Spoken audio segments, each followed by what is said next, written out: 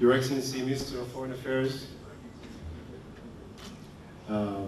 Nikos Christodoulidis, Your Excellency, Minister of Defense, Mr. Savas Angelidis, Your Excellency, Minister of Health, Mr. Konstantinos Ioannou, Your Excellency, Minister of Communication and Works, Mrs. Vasiliki Anastasiadou. Distinguished guests, dear colleagues, Your Excellencies, dear colleagues and dear friends, Kalispera Sas. I'm very happy and thrilled to celebrate here with my wife Osnat, with the team of the Israeli Embassy in Cyprus, and with all our friends in Cyprus, the 70th anniversary of the State of Israel. We just arrived a few months ago, but we already made many friends, and I'm happy to see many of them here tonight. The establishment of the State of Israel in 1948 was a fulfillment of a 2,000-year-old dream of the Jewish people. Following centuries of exile, the hopes were finally realized, as the words of the national anthem that we just sung, to live as a free people on our land, the land of Zion and Jerusalem. For the Jewish Holocaust survivors, the creation of the State of Israel was a true miracle. It enabled them to rise from the ashes of the Holocaust to a new life in a new Jewish independent state. Today, we Israelis are very proud of the many achievements of our country. Israel is a true democracy. Israel's economy, which in the beginning was mainly agricultural, today is known as a startup nation. Today, Israel is at the forefront of research and development in fields from drip irrigation, solar systems, biotechnology, automated cars, and so much more. Israel is also known for its vibrant social and cultural scene, and I want to thank the young talents from the Rimon School of Music, which were entertaining us before, and which will still entertain us also a bit later. The words that we're singing represent Israel. We will be victorious, not because we are strong, but due to the spirit within us. We are particularly happy to celebrate here in Cyprus because we are close countries and real friends.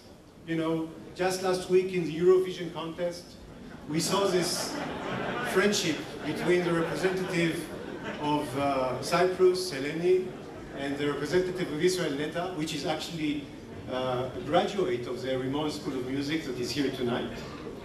And I was happy to see that they remained good friends, even though the competition was very, very close until the end. But what can you do? It's very hard to stand up to this.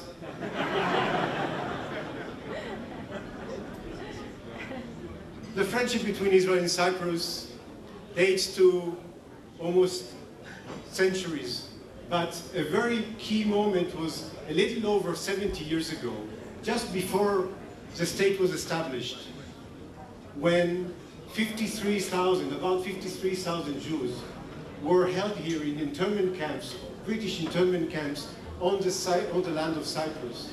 And the people of Cyprus helped the people in those camps. And this was really a key moment, which for us, we like to say, is a moment where the alliance of the hearts between Israel and Cyprus started. Today, this alliance is as strong as before. It is stronger than before. Today, it is solidified by our common values. We both are beacons of democracy, of freedom, of open On the society. occasion of the 70th We stand anniversary side of by the side establishment of the also State of Israel, with our it is cases. both an honor and a pleasure to convey, on behalf of the President and the government of the Republic of Cyprus, our warmest congratulations and sincere wishes. Cypriots have vivid memories of the beginnings of Israel's 70-year journey, a critical moment in our relations and a key component of the historical bonds between our peoples that stretch back to antiquity, coincides with the moment we commemorate tonight. I'm referring to the immediate aftermath of the Second World War, when Cypriots provided shelter to the best of their abilities to thousands of Holocaust survivors who were temporarily on the island on their way to Israel from a war-torn Europe, having escaped the horror of the Holocaust. Dear friends, with this unbreakable bond engraved in our collective memory, the relations between Cyprus and Israel have entered a new, extremely dynamic phase in recent years. This has been a strategic choice that goes far beyond our geographical proximity and is anchored on a shared vision for a stable and a secure future for our countries and their people, but also for the region. The outcome of this strategic choice is the unprecedented level of cooperation we have achieved, both at the bilateral level but also at the regional level.